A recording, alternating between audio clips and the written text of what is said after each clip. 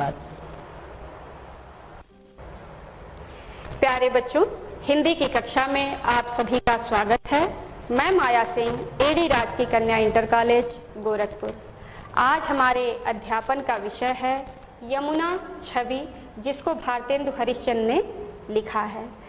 बच्चों, आज हम यमुना छवि के प्रथम भाग में यमुना छवि के 3 पदों को पढ़ेंगे और दूसरे भाग में अगले 3 पदों को पढ़ेंगे। नदियाँ कल कल बहती जाएं, भौरे अपने धुन में गाएं, चांद निकले सदैव नभ में, धरती पर प्रकाश फैलाएं, फूल खिले हों हर डाली, धरती पर हो हरियाली, यही है प्रकृति की सुंदरता, जिनसे होती खुशहाली। प्यारे बच्चों, ये है प्रकृति और प्रकृति का सौंदर्य। लेकिन बस इतना ही प्रकृति का सौंदर्य नहीं है। प्रकृति अपने भीतर असीमित सौंदर्य को समाहित किए रहती है और हम उस प्रकृति के सौंदर्य को अपने शब्दों के माध्यम से व्यक्त नहीं कर सकते। आज हम लोग जिस कविता को लेकर यहाँ उपस्थित हैं, वह प्रकृति के सौंदर्य का ही एक अंग है। यमुना छवि। छवि का आशय है शोभा, सौंदर्य, अर्थात यमुना की शोभा। इस कविता में भारतेंदु हरिश्चंद्र ने यमुना के सौंदर्य का वर्णन किया है। प्यारे बच्चों, आज हम लोग इस कविता के माध्यम से यमुना के सौंदर्य को अपने मन की आँखों से देखेंगे, अनुभूति करेंगे और आनंदित होंगे, क्योंकि प्रकृति के प्रति, प्रकृति के सौंदर्य के प्रति हम सदैव ही आकर्षित होते रहे हैं और प्रकृति का सौंदर्य देखते ही हम उसमें कहीं खो जाते हैं, रम जाते हैं और एक विशेष अनुराग व्यक्त करते हैं, स्नेह व्यक्त करते हैं। बच्चों, नदियों का नाम लेते ही हमारी आँखों के सामने नदियों का पूरा परिदृश्य दिखाई देने लगता है। नदियों की सतह पर चलते हुए पक्षियों का समूह, नदियों में तैरती हुई मछलियाँ, नदियों में चंद्रमा का पड़ता हुआ प्रतिबिंब, नदियों के किनारे वृक्षों की छाया, ये सब हमारी आँखों के सामने घूमने लगती हैं और हम इसको देख करके, महसूस करके आनंदित होते रहते हैं। प्यारे बच्चों, इस कविता का उद्देश्य है प्रकृति के सौंदर्य से परिचित होना और उसके आनंद में खो जाना। लेकिन इससे भी ज़्यादा महत्वपूर्ण उद्देश्य यह है कि बच्चों, प्रकृति को स्वच्छ रखना हम सब की जिम्मेदारी है, हम सब का उत्तरदायित्व है, क्योंकि जब प्रकृति स्वच्छ होगी तभी हम स्वस्थ होंगे, तन से भी और मन से भी। प्यारे बच्चों, क्योंकि हमारे पास जो कुछ भी है वह प्रकृति की ही देन है। प्रकृति के अभाव में हम जीवन की कल्पना भी नहीं कर सकते। इसलिए बच्चों, प्रकृति को स्वच्छ रखने में, सुरक्षित रखने में हम सबको अपना योगदान देना चाहिए। तभी हम प्रकृति के उस सौंदर्य को देख पाएंगे जिसका वर्णन भारतेंदु हरिश्चंद्र ने यमुना छवि में किया है। बच्चों, अब हम लोग यमुना छवि कविता में क्या विशेष बातें हैं उसको जानते हैं। पहली विशेषता यह है कि यमुना छवि में भारतेंदु हरिश्चंद्र ने प्रकृति को आलंबन के रूप में चित्रित किया है। आलंबन का आशय है कि जिसके प्रति सहृदय के मन में स्थायी भाव जागृत होता है वह आलंबन कहलाता है। और इस कविता में प्रकृति के प्रति ही स्थायी भाव जागृत हुआ है, इसलिए यहाँ आलंबन के रूप में प्रकृति है। दूसरी विशेषता यह है कि कवि ने यमुना छवि कविता में यमुना के तट पर छाए हुए तमाल के वृक्षों का और यमुना के जल में पड़ने वाले चंद्रमा एवं तारों के प्रतिबिंब के सौंदर्य का विविध कल्पनाओं के माध्यम से चित्रित किया है। तीसरी विशेषता यह है कि भारतेंदु हरिश्चंद्र ने यमुना के सौंदर्य का अद्भुत एवं मनोहारी चित्रण किया है। और चौथी विशेषता यह है कि यमुना के सौंदर्य का वर्णन ललिता नामक गोपी द्वारा किया गया है। ललिता राधा की सबसे प्रिय 8 सखियों में से एक हैं। ऐसा माना जाता है कि ललिता ही राधा और कृष्ण के प्रेम की साक्षी हैं और इनका सखी भाव उत्कृष्ट कोटि का माना जाता है। इसीलिए स्वयं महादेव इनसे सखी भाव की दीक्षा लिए थे। प्यारे बच्चों, अब मैं यमुना छवि के प्रथम पद को छंद के लय गति तुक के अनुसार पढ़ती हूँ। तरन तनुजा तट तमाल तरुवर बहु छाए, झुके कुल सो जल पर सनहित मनहु सुहाए। कीन्धो मुकुर मैं लखती उझकी सब निज निज शोभा, कै प्रणवत जल जानि परम पावन फल लोभा। मनुआ तपवारन तीर को सिमट सब छाए रहत, कै हरि सेवा हित न रहे निरखी नैन मन सुख लहत। इस कविता में भारतेंदु हरिश्चंद्र ने तमाल के छाए हुए वृक्ष जो यमुना के किनारे छाए हुए हैं उनके बारे में बताया है, उनके विविध रूपों को बताया है। किन किन रूपों को बताया है इस कविता के माध्यम से हम देखते हैं। तरन तनुजा तट तमाल तरुवर बहु छाए। तरन का आशय है सूर्य और तनुजा का आशय है पुत्री। तट का आशय है किनारा, अर्थात सूर्य की पुत्री यमुना के किनारे तमाल के बहुत सारे वृक्ष छाए हुए हैं। झुके कूल सो जल पर सनहित मनहु सुहाए। यह तमाल के वृक्ष जो नदी के किनारे छाए हुए हैं वह कवि को किस प्रकार प्रतीत हो रहा है, इस पंक्ति से समझते हैं कि यह झुके हुए तमाल के वृक्ष मानो इसलिए झुके हैं कि वह यमुना के जल का स्पर्श करना चाहते हैं। यमुना के जल के स्पर्श करने के लिए मानो यह झुके हुए हैं जो अत्यंत शोभायमान हो रहे हैं। केंधो मुकुर मैं लखती उझक सब निज निज शोभा। केंधो का आशय है अथवा, मुकुर का आशय है दर्पण, लखत का आशय है देखना। अथवा ऐसा प्रतीत हो रहा है कि मानो यह तमाल के वृक्ष अपनी अपनी शोभा को देखने के लिए यमुना के दर्पण में देखना चाहते हैं और देखने के लिए झुके हुए हैं। कै प्रणवत जल जानि परम पावन फल लोभा। कै का आशय अथवा है, प्रणवत का आशय प्रणाम करना। अथवा ऐसा प्रतीत हो रहा है कि मानो यमुना के जल को पवित्र मान करके उनसे पवित्र फल की प्राप्ति करने के लोभ में उन्हें प्रणाम कर रहे हैं, इसलिए मानो यह तमाल के वृक्ष झुके हुए हैं। मन आतप वारन तीर को सिमट सबे छाए रहत। मन का आशय है मानो, आतप का आशय है धूप और वारन का आशय है निवारण करना, दूर करना। अथवा यह तमाल के वृक्ष मानो इसलिए झुके हैं कि तीर के किनारे, यमुना के किनारे के धूप को दूर करने के लिए, उसके ताप को दूर करने के लिए सिमट करके सभी छाए हुए हैं।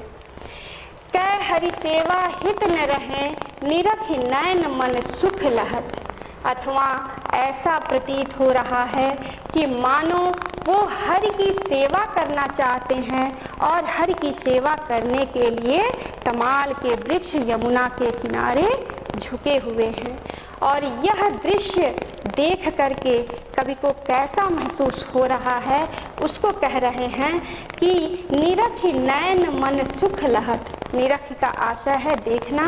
यह दृश्य देख करके कवि कह रहा है कि मेरी आँखें और मन दोनों सुख को प्राप्त कर रहे हैं, शीतलता को प्राप्त कर रहे हैं। इन 4 पंक्तियों में तमाल का वृक्ष अपने लिए झुका हुआ है और इन 2 पंक्तियों में सेवार्थ भाव से झुका हुआ प्रतीत कवि को हो रहा है। प्यारे बच्चों, अब हम लोग यमुना छवि के काव्य सौंदर्य को देखते हैं। काव्य सौंदर्य के 2 भाग हैं, भाव पक्ष और कला पक्ष। भाव पक्ष में कवि इस कविता के माध्यम से तमाल के वृक्षों के शोभा का विविध रूपों में अपनी कल्पनाओं के माध्यम से चित्रण किया है। यह कविता ब्रज भाषा में लिखी गई है और इसमें श्रृंगार रस एक विशेष प्रकार का प्रकृति के प्रति अनुराग है, इसलिए इसमें श्रृंगार रस कहा जा सकता है। इन पंक्तियों में 56 छंद का प्रयोग हुआ है। 56 छंद मात्रिक छंद है जिसमें 6 चरण होते हैं और यह 2 छंदों से मिलकर बना हुआ है, रोला और उल्लाला। प्रथम 4 चरण रोला के हैं और अंतिम 2 चरण उल्लाला के। रोला छंद में 11 और 13 की यति पे प्रत्येक चरण में 24-24 मात्राएं होती हैं और उल्लाला के प्रत्येक चरण में 13-13 की यति पे 26 मात्राएं अथवा 15 और 13 की यति पे 28 मात्राएं होती हैं, इसलिए इसमें 56 छंद कहा जा सकता है, 56 छंद है। इस पद में अनुप्रास अलंकार, संदेह अलंकार और उत्प्रेक्षा अलंकार का प्रयोग कवि ने किया है। तरन तनुजा तट तमाल तरुवर, इसमें अनुप्रास अलंकार है क्योंकि त वर्ण की आवृत्ति कई बार हुई है। और कींधा कै, ये शब्द संदेह अलंकार के वाचक शब्द हैं, इसमें संदेह व्यक्त हो रहा है, इसलिए इसमें संदेह अलंकार है। और मनवाचक शब्द है उत्प्रेक्षा अलंकार की, इसमें संभावना व्यक्त हुई है, इसलिए इसमें उत्प्रेक्षा अलंकार है। मुक्तक शैली का प्रयोग कवि ने किया है। यह मुक्तक शैली एक पद अपने आप में पूर्ण है, इसलिए इसमें मुक्तक शैली का प्रयोग कहा जा सकता है। और गुण है माधुर्य, ये इस पद को पढ़ते ही हृदय में एक मधुरता का भाव उत्पन्न हो जा रहा है, इसलिए इसमें गुण माधुर्य है। अब मैं अगले पद को पढ़ती हूँ।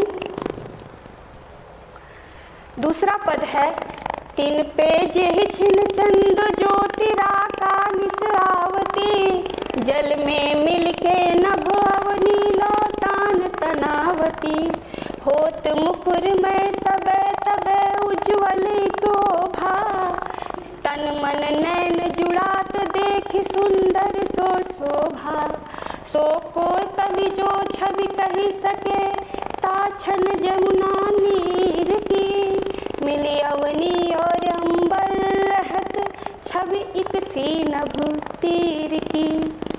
इस कविता में भारतेंदु हरिश्चंद्र ने चंद्रमा के प्रकाश के सौंदर्य का वर्णन किया है जब वह यमुना नदी में वह प्रकाश पड़ता है। किस रूप में किया है हम पद के माध्यम से जानेंगे। तिन पे जेहि छिन चंद ज्योति राका निसी आवती, जेहि का आशय है जिस, छिन का आशय है क्षण और राका निसी का आशय है पूर्णिमा की रात्रि। अर्थात कह सकते हैं कि पूर्णिमा की रात्रि में जब चंद्रमा का प्रकाश यमुना के नदी में जिस क्षण पड़ता है तो क्या होता है, अगली पंक्ति में पता चलेगा। जल में मिलके नभ अवनीलो तान तनावती, यह चंद्रमा का प्रकाश जल से मिलकर के नभ और आकाश तक मानो एक सफेद तंबू तान दिया हो, वह प्रकाश पृथ्वी को लेकर आकाश तक एक समान हो गया है, इसलिए कवि ने कल्पना बांधी है कि मानो वह प्रकाश तंबू की तरह तन गया है। होत मुकुर में सबे तबे उज्ज्वल इक ओभा, कवि कह रहे हैं कि ऐसा प्रतीत हो रहा है यह दृश्य कि मानो चंद्रमा के किरणों की उज्ज्वलतम चमक दर्पण के समान प्रतीत हो रहा है। तन मन नैन जुड़ात देख सुंदर सो शोभा। कवि कह रहे हैं कि यह दृश्य देख करके पृथ्वी से आकाश तक एक समान प्रकाश को देख करके मेरा मन, शरीर और नैन, आँखें सभी को शीतलता प्राप्त हो रही है, सुख प्राप्त हो रहे हैं और आनंदित हो रहे हैं। सो को कवि जो छवि कह सके ताछन जमुना नीर की। कवि कह रहे हैं कि यमुना के इस सौंदर्य का वर्णन कोई भी कवि नहीं कर सकता। प्रकृति के सौंदर्य का वर्णन शब्दों के माध्यम से किया ही नहीं जा सकता और कोई कभी भी नहीं कर सकता। किस सौंदर्य का वर्णन नहीं कर सकता? मिल अवनी और अंबर रहत छवि सी नभ तीर की। यह पूर्णिमा की रात्रि के चंद्रमा का प्रकाश यमुना नदी में मिल करके पृथ्वी और आकाश को मानो एक समान कर दिया हो और इस समानता का वर्णन, इस समानता के सौंदर्य का वर्णन कोई कवि नहीं कर सकता। अब हम आते हैं इस पद के काव्य सौंदर्य पे। इस पद में कवि ने चंद्रमा के प्रकाश का जो यमुना नदी में पड़ रहा है उसका अद्भुत सौंदर्य का चित्रण किया है। इसमें भी ब्रजभाषा का प्रयोग हुआ है। यह पूरी कविता ब्रजभाषा में लिखी गई है, छप्पर छंद में लिखी गई है, जैसा कि मैंने पहले चरण में बताया है। अनुप्रास अलंकार और उपमा अलंकार का प्रयोग इस पद में हुआ है। तान तनावती में त वर्ण की आवृत्ति है और सुंदर सो शोभा में स वर्ण की आवृत्ति है, इसलिए यहाँ पे अनुप्रास अलंकार है। और मुकुरमय में उपमा अलंकार है, क्योंकि चंद्रमा के प्रकाश की समानता दर्पण से किया गया है, इसलिए यहाँ पे उपमा अलंकार है। मुक्तक शैली है और गुण भी माधुर्य है। अगला पद मैं पढ़ती हूँ। परत चंद प्रतिबिंब कहूँ जल मधि चमकायो, लोल लहर लही नचत कहूँ सोई मन भायो। मनु हरि दर्शन हेत चंद्र जल बसति सुहायो, कै तरंग कर मुकुर लिए शोभित छवि छायो। कै रास रमन में हरि मुकुट आबा जल दिखरात है, कै जल उर हरि मूरति बसत ता प्रतिबिंब लखात है। इस पद में भारतेंदु हरिश्चंद्र ने चंद्रमा के प्रतिबिंब का चित्रण किया है, उस चंद्रमा के प्रतिबिंब का जो यमुना के जल में पड़ रहा है। कैसा उन्हें प्रतीत हुआ है वह चंद्रमा का प्रतिबिंब, इन पदों के माध्यम से हम जानते हैं। परत चंद प्रतिबिंब कहूँ जल मधि चमकायो। मधि का आशय है मध्य में। चंद्रमा का प्रकाश या चंद्रमा का प्रतिबिंब जब यमुना के जल के मध्य में पड़ता है तो किस रूप में दिखाई देता है, यह आगे की पंक्तियों से हम जानेंगे। लोल लहर लही नचत कबहु सोई मन भायो।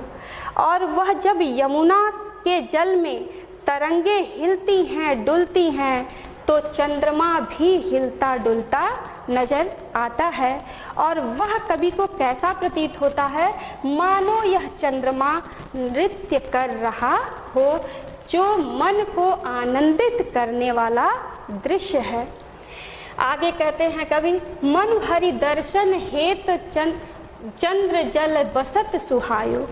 कवि कह रहे हैं कि चंद्रमा का प्रतिबिंब यमुना नदी में मानो इसलिए उतर आया हो कि वह श्री हरि विष्णु का दर्शन करना चाहता है, क्योंकि विष्णु का निवास यमुना के जल में माना जाता है। और यदि यमुना के जल में दर्शन नहीं होगा तो श्री हरि विष्णु जल विहार करने आएंगे, श्री हरि विष्णु का दर्शन हो जाएगा, इसलिए मानो चंद्रमा यमुना के जल में निवास करने लगा हो। कै तरंग कर मुकुर लिए शोभित छवि छायो। अब दूसरा प्रतिबिंब है, क्या कैसे प्रतीत हो रहा है यह चंद्रमा। कै जल कर मुकुर लिए शोभित छवि छायो, अथवा मानो इसलिए चंद्रमा का प्रतिबिंब यमुना के जल में पड़ रहा है जो अत्यंत आनंदित करने वाला है। वह मानो चंद्रमा रूपी दर्पण को तरंगे अपने हाथ में ले ली हों, क्योंकि तरंगों के साथ चंद्रमा भी ऊपर नीचे हो रहा है, इसलिए कवि को यह प्रतीत हो रहा है कि मानो चंद्रमा रूपी दर्पण को तरंग अपने हाथ में लिया हो। कै रास रमन में हरि मुकुट आभा जल दिखरात है, अथवा ऐसा प्रतीत हो रहा है वह चंद्रमा का प्रतिबिंब यमुना के जल में कि मानो रास क्रीड़ा करने आए हुए श्री हरि विष्णु की का मुकुट उस जल में दिखाई दे रहा हो। चंद्रमा का प्रतिबिंब मानो श्री हरि विष्णु के मुकुट के समान चमक रहा है। कै जल उर हरि मूरति बसती ता प्रतिबिंब लखात है, अथवा वह चंद्रमा का प्रतिबिंब ऐसा प्रतीत हो रहा है कि मानो यमुना के हृदय में श्री हरि विष्णु का मूर्ति बसा हुआ है और उसी का प्रतिबिंब यमुना के जल में दिखाई दे रहा है। इस प्रकार बच्चों इतने रूपों में चंद्रमा के प्रतिबिंब की कल्पना कवि ने किया है। अब हम लोग इस पद के काव्य सौंदर्य को देखते हैं। इस पद में भारतेंदु हरिश्चंद्र ने चंद्रमा के प्रतिबिंब जो यमुना नदी में पड़ रहे हैं उसके सौंदर्य का चित्रण किया है। यह ब्रज भाषा में लिखी गई कविता है। श्रृंगार रस का प्रयोग हुआ है क्योंकि श्री हरि मूरत बसी हुई है और रास रमण श्री हरि के प्रति प्रेम व्यक्त हो रहा है, इसलिए इसमें श्रृंगार रस है। छप्पर छंद का प्रयोग इस कविता में हुआ है। अनुप्रास अलंकार, संदेह अलंकार और उत्प्रेक्षा अलंकार इस पद में देखने को मिलता है। लोल लहर लहि में ल वर्ण की आवृत्ति है और छवि छायो में छ वर्ण की आवृत्ति है, इसलिए इसमें अनुप्रास अलंकार है। मनु यह उत्प्रेक्षा अलंकार का वाचक शब्द है, इसलिए इसमें उत्प्रेक्षा अलंकार है क्योंकि संभावना व्यक्त की गई है। और कै शब्द है संदेह अलंकार का वाचक शब्द और इसमें संदेह व्यक्त किया गया है, इसलिए इसमें संदेह अलंकार है। मुक्तक शैली है और गुण माधुर्य है।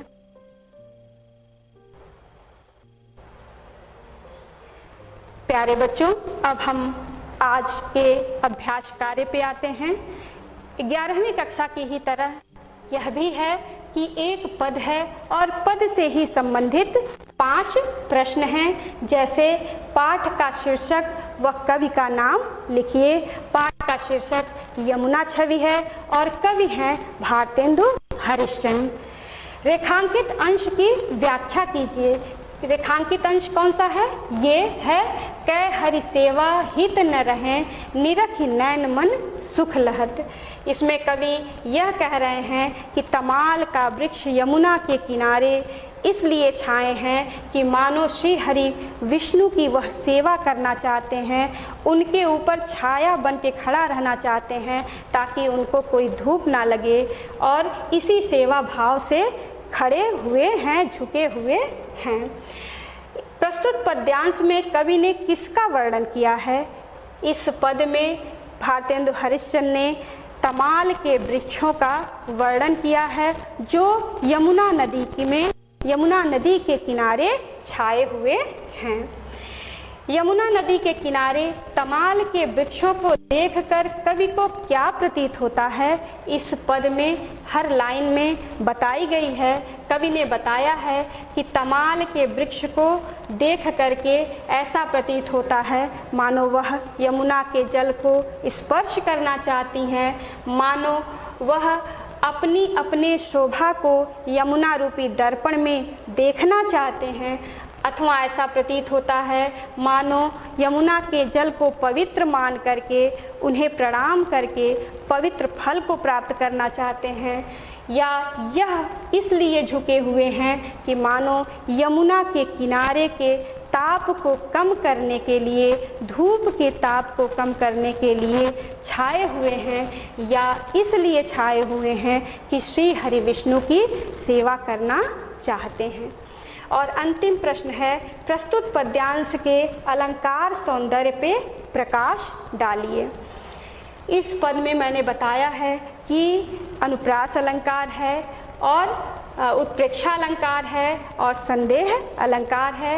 इस पंक्ति में अनुप्रास अलंकार है, इसमें और इस पंक्ति में संदेह अलंकार है और मनु में उत्प्रेक्षा अलंकार है। प्यारे बच्चों, इस प्रकार